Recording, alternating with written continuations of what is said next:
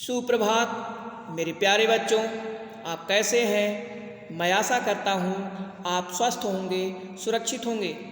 आपने मेरे पिछले वीडियो में सांवले सपनों की याद कहानी का प्रथम मॉड्यूल का अध्ययन किया था, जिसमें आपने यह जाना था कि लेखक अपने जीवन के विषय में क्या क्या बताता है, कि वह किस प्रकार से पक्षी प्रेमी बना, वह पक्षी था और उसकी पत्नी का उसके जीवन में क्या भूमिका थी।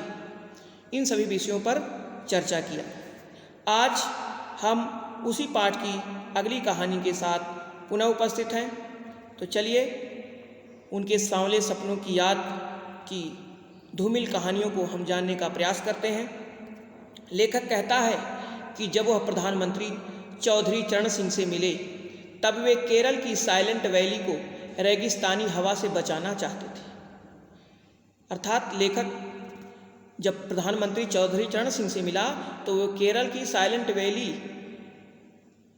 को रेगिस्तानी हवा से बचाना चाहते थे, क्योंकि वह जो वैली थी वो घाटी थी, बड़ी ही सुंदर थी, रमणीक थी और प्रकृति के पक्षियों के प्राकृतिक जीवन के लिए बड़ी ही अनुकूल थी।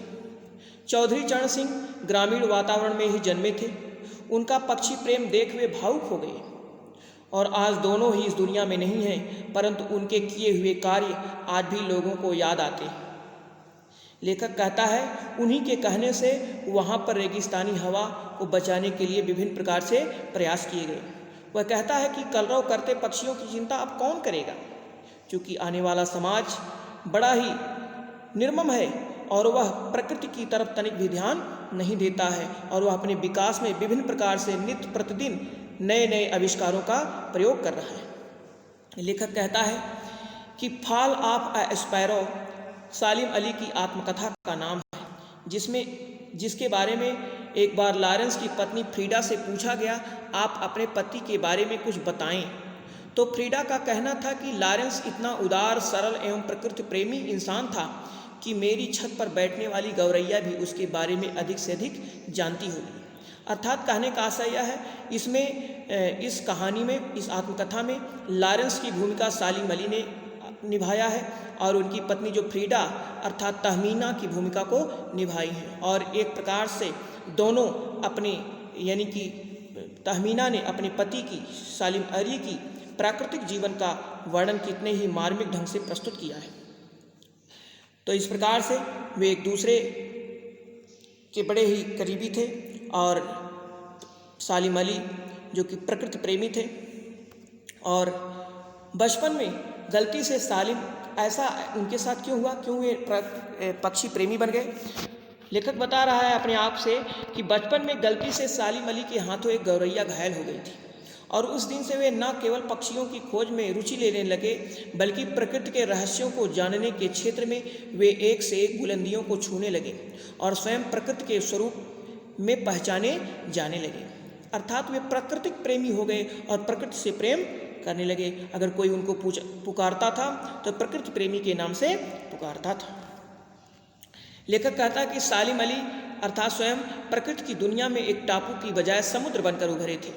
कहने का आशय यह है कि वे प्रकृति से प्रेम करते थे, इसलिए वे कोई रेगिस्तान या टापू बनकर नहीं रह गए, बल्कि उन्होंने अपनी दया, भावना और प्रेम सौहार्द को समुद्र के रूप में फैलाया। इसलिए वे गले में दूरबीन लटकाए यहाँ वहाँ खोजपूर्ण तथ्यों को खोजते निरंतर भ्रमण करते रहते थे। जटिल जीव धारियों के लिए सालिम अली सदा एक पहेली बने रहेंगे। बचपन में उनकी एयरगन से घायल होकर गिरी नीलकंठ की गौरैया ने उनकी जिंदगी ही बदल कर रख दी। वे नई नई खोजें करते रहे और अनवरत आगे बढ़ते रहे। लॉरेंस की तरह नैसर्गिक जिंदगी का प्रतिरूप बन गए थे। वे प्राकृतिक दुनिया में एक टापू बनने की बजाय एक अथाह सागर बनकर उभरे थे। जो लोग उनके भ्रमणशील स्वभाव से परिचित हैं, उन्हें लगता है कि वे आज भी पक्षियों का सुराग जानने में लगे हैं और अभी गले में दूरबीन डाले खोजपूर्ण नतीजों के साथ लौट आएंगे।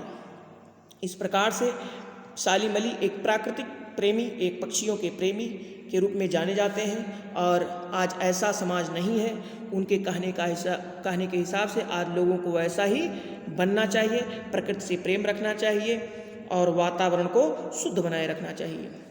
तो बच्चों आज बस इतना ही। अब हम कार्य प्रपत्र के प्रश्नों पर बढ़ते हैं। आपका पहला प्रश्न है, लॉरेंस की पत्नी फ्रीडा ने ऐसा क्यों कहा होगा कि मेरी छत पर बैठने वाली गौरैया लॉरेंस के बारे में ढेर सारी बातें जानती होगी। लॉरेंस की पत्नी फ्रीडा ने ऐसा क्यों कहा होगा कि मेरी छत पर बैठने वाली गौरैया लॉरेंस के बारे में ढेर सारी बातें जानती है। आपका दूसरा प्रश्न है, सालिम अली चौधरी चरण सिंह से क्यों मिले थे। सालिम अली चौधरी चरण सिंह से क्यों मिले थे। आपका तीसरा प्रश्न है, सालिम अली प्रकृति की दुनिया में एक टापू बनने की बजाय अथाह सागर बनकर उभरे थे। आशय स्पष्ट कीजिए। सालिम अली प्रकृति की दुनिया में एक टापू बनने की बजाय अथाह सागर बनकर उभरे थे। आशय स्पष्ट कीजिए। आपका चौथा एवं अंतिम प्रश्न है, सालिम अली के स्वभाव का वर्णन अपने शब्दों में कीजिए। सालिम अली के स्वभाव का वर्णन अपने शब्दों में कीजिए। तो बच्चों आज बस इतना ही, और ये पाठ भी आपका समाप्त होता है। हम आपसे अपनी एक नई वीडियो के साथ, एक नए प्रकरण के साथ पुनः मिलते हैं। तब तक के लिए धन्यवाद।